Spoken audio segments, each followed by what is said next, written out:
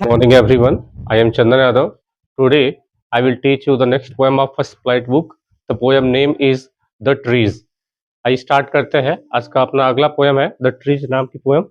इससे पहले मैंने बहुत सारी पोएम पढ़ा चुका हूँ। अगर आपने अभी तक नहीं देखा है तो मेरे चैनल पे वो पोएम आपको मिल जाएगी, जाइए और ज़रूर देखिए। एग्जाम के पॉइंट ऑफ व्यू से सभी पोएम काफ़ी ज़्यादा इम्पोर्टेंट है। इसमें से एक पोएम जो है आपको आएगा, उससे क्वेश्चन आंसर लिखने के लिए 5 नंबर के, और एक जो है एक्सर्ट आएगा जो किसी स्टोरी का पार्ट होगा, वो भी 5 नंबर का आएगा। तो आपको पोएम जानना बहुत ही ज़रूरी है। मैंने लेटर राइटिंग भी करना सिखाया हुआ है। अगर आपने वो भी नहीं देखा है तो ज़रूर जाके देखिए। लेटर राइटिंग भी आप लोग एग्जाम में लिखने को आएँगे। चलिए स्टार्ट करते हैं अगला poem the trees. The first line is the trees inside are moving out into the forest. The forest that was empty all these days, where no bird could sit, no insect hide, no insect hide। क्या लिखा हुआ है कि जो trees हैं वो अंदर से जंगल की तरफ जाने का प्रयास कर रहे हैं। जो घर के अंदर पेड़ हैं वो गति कर रहे हैं कहाँ जाने के लिए, इनटू द फॉरेस्ट। किसी घर का जिक्र किया गया कि घर में एक पेड़ है और वो पेड़ गति कर करके बाहर जाने का प्रयास कर रहे हैं। The forest that was empty, यानी वो जंगल जो खाली थे। ऑल दीज डेज, यानी वो जंगल जो कभी पूरे दिन भर खाली होते थे, उन जंगलों में जाने के लिए जो पेड़ के अंदर के पेड़ हैं वो बाहर जाने का प्रयास कर रहे हैं। Where no bird could sit, जिस जंगल में पेड़ नहीं होंगे वहां पे कोई बर्ड बैठ भी नहीं सकता।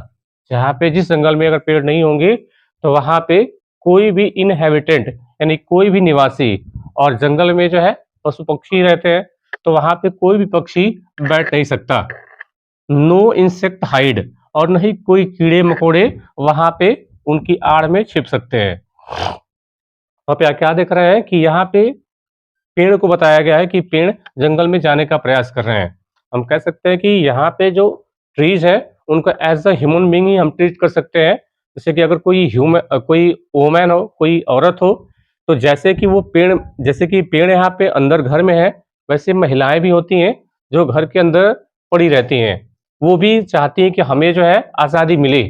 दे वॉन्ट टू लिबरेट, वे भी आज़ादी चाहती हैं कि हम भी जैसे पेड़ बाहर जाएंगे, हमें भी जो है आज़ादी चाहिए, हम भी जो है बाहर जा कर के अपनी आज़ादी को एज्यूम कर सकते हैं, अपनी आज़ादी को ले सकते हैं। तो जैसे आप पेड़ बाहर जाने का प्रयास करते हैं, पोएट ने वैसे ही औरतों के बारे में भी कहा है कि जो पेड़ है जैसे ही वो जंगल की तरफ जाएंगे तो महिलाओं को भी आज़ादी है कि वो समाज में जाएं। The forest that was empty all these days, अब यहाँ पे जो जंगल है वो खाली है, उसी प्रकार से ये समाज औरतों के बिना भी अधूरा है। Where no bird could sit, जहाँ पे कोई पक्षी बैठ नहीं सकता। एंड नो इंसेक्ट हाइड, और न ही कोई कीड़े मकोड़े वहां पे छिप सकते हैं। नो सन बरी its feet in Shadow, shadow का मतलब छाया या प्रतिबिंब। और अगर जंगल में अगर पेड़ नहीं होंगे तो वहां पे जो सन है वो अपनी अपनी फीट को, सूर्य के पैर तो होते नहीं है, लेकिन जहां पे अगर पेड़ नहीं होंगे तो सूर्य की छाया भी जो है अपने आप को छिपा नहीं सकती है उन प्रतिबिंब में। अगले लाइन पे देखिए, ये था 4 line. The forest that was empty all these nights, वे पेड़ जो पूरी रात खाली थे, सॉरी वे जंगल जो पूरी रात खाली थे। Will be full of trees by morning, वे सभी जंगल सुबह तक फुल हो जाएंगे, भर जाएंगे। वे सभी जंगल जो पूरे दिन खाली थे, पूरी रात खाली थे, वो क्या हो जाएंगे, सुबह तक भर जाएंगे। All nights the root work, क्योंकि ये जो जड़ें हैं, पेड़ की जो जड़ है वो पूरी रात काम करती हैं। टू डिसंगेज, डिसंगेज का मतलब अलग करना। टू डिसंगेज देमसेल्फ, ये रूट क्या करती हैं, ये रात भर अपने आप को अलग करती हैं। किससे अलग करती हैं, फ्रॉम द क्रैक, क्रैक मतलब दरार से। जो जिस घर में पेड़ जिस घर में है वहां से जो रूट है वो क्या काम करती है, उन दरारों से अपने आप को बाहर निकालती हैं। From from the crack. And in the veranda floor, जहां पे बरामदे का फर्श है वहां से जड़ें अपने आप को बाहर निकालने का प्रयास करती हैं। सेम वैसे ही महिलाएं होती हैं जो कोशिश करती हैं कि मैं जो है इस घर से बाहर निकलूं और संसार में अपनी आजादी से घूम फिर सकूं। इसके लिए पोएट ने कंपेयर किया है कि औरतों का भी यही है कि उन्हें भी बाहर जाना है। जैसे पुरुष आजाद है वैसे ही महिलाओं को भी आजादी चाहिए, वो भी इन बंधनों से मुक्त होना चाहती हैं। The leaves strain towards the glass, जो पत्तियां हैं वो स्ट्रेन करती है। स्ट्रेन मतलब दबाव देना या तनाव करना। जो पत्तियां हैं वो ग्लास के ऊपर, कांच के ऊपर दबाव देती हैं। स्मॉल ट्विक्स, छोटी छोटी टहनियां अकड़ जाती है। स्टिप मतलब अकड़ जाना या कड़क हो जाना। जो छोटी छोटी टहनियां हैं वो कड़क हो गई हैं। विथ एक्सर्टन ना, प्रयास कर करके। जो छोटी छोटी टहनियां हैं वो क्या करती हैं, वो प्रयास कर करके अकड़ सी गई हैं। लॉन्ग क्रैम्प्ड, वो बिल्कुल जो है उलझ सी गई हैं। बग्स, जितनी भी डालियां हैं वो सफल कर रही हैं। सफल करने का मतलब एक जगह से मूव करना। तो जितने भी छोटी छोटी टहनियां हैं वो प्रयास करती हैं, और वो क्या करती हैं, जितनी भी बड़ी बड़ी डालियां हैं वो सफल करती हैं। कहाँ पे? अंडर द रूफ, छत के नीचे जो है जितनी भी डालियां हैं वो बाहर जाने का प्रयास करती हैं, लेकिन छत के ऊपर जा नहीं सकती। इसलिए उनकी जितनी भी डालियां हैं, जितनी भी उनकी टहनियां हैं वो एक दूसरे में उलझ सी गई हैं। लाइक न्यूली डिस्चार्ज पेशेंट, जैसे कि कोई हाल फिलहाल में डिस्चार्ज किया हुआ कोई मरीज हो। जैसे एक मरीज जो हाल फिलहाल में डिस्चार्ज हुआ हो हॉस्पिटल से, और वहां पे जाता है कि जल्दी से मैं घर चला जाऊं। हाफ डेज्ड मूविंग, डेज का मतलब अर्ध निद्रा में। अर्ध निद्रा में वो गति करता है। कहां पे गति करता है?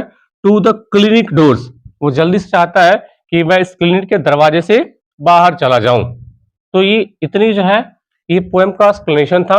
आइए एक बार पोएटिक डिवाइस को देख लेते हैं, कहां कहां पे पोएटिक डिवाइस यूज की गई है पोएट द्वारा। पोएटिक डिवाइस देख लेते हैं कहां कहां पोएटिक डिवाइस है। तो सबसे पहले यहाँ पे देखेंगे नोशन बरी इट्स फीट। हमें यहाँ पे पोएट ने लिखा हुआ है कि सर सूर्य जो है अपने पैरों को छिपा नहीं सकता। हालांकि सूर्य के पैर नहीं होते हैं, यानी सन को कंपेयर किया गया है ह्यूमन बीइंग की तरह, है ना। और ह्यूमन बीइंग की तरह किया गया है किसी भी चीज को, अगर ह्यूमन बीइंग की तरह रिप्रेजेंट किया जाए तो क्या पोएटिक डिवाइस होगा? पर्सोनिफिकेशन। कौन सा पोएटिक डिवाइस होगा? पर्सोनिफिकेशन। ध्यान दीजिए कि कोई भी चीजें अगर नॉन लिविंग चीज हो और उसको ह्यूमन बीइंग की तरह ट्रीट करे तो पोएटिक डिवाइस क्या होगा? पर्सोनिफिकेशन। और भी कोई पोएटिक डिवाइस यहाँ पे देख लेते हैं कहाँ कहाँ पे और कुछ पोएटिक डिवाइसेस यूज की गई हैं। तो यहाँ पे नीचे, हाँ यहाँ पे देखिए हाफ डेज्ड मूविंग और like newly discharge patient.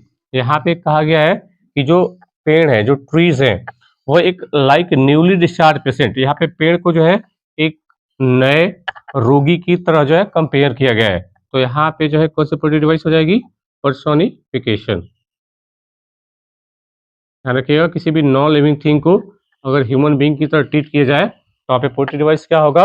Personification. क्या और भी कोई पोएटिक डिवाइस है? हाँ देखिए यहाँ पे लाइक भी लिखा हुआ था, ठीक है, यहाँ पे लाइक भी लिखा हुआ था। तो अगर यहाँ पे एज और लाइक आ जाए और जहाँ पे किसी का कंपैरिजन करना हो, अब यहाँ पे पोएटिक डिवाइस पर्सोनिफिकेशन नहीं हो पाएगा। फिर क्या हो जाएगा? हमने पढ़ा है कि ये सिमिली हो जाएगी। मैंने आपको पढ़ाया है कि सिमिली और मेटाफर में कैसे डिफरेंस करेंगे। कंपेयर हो और एज और लाइक जैसे वर्ड आ जाए तो क्या हो जाएगी? सिमिली। और एज और लाइक जैसे वर्ड ना आए तो फिर मेटाफर। क्या और भी कोई पोएटिक डिवाइस है? इधर तो कहीं पे पोएटिक डिवाइस दिख नहीं रही है।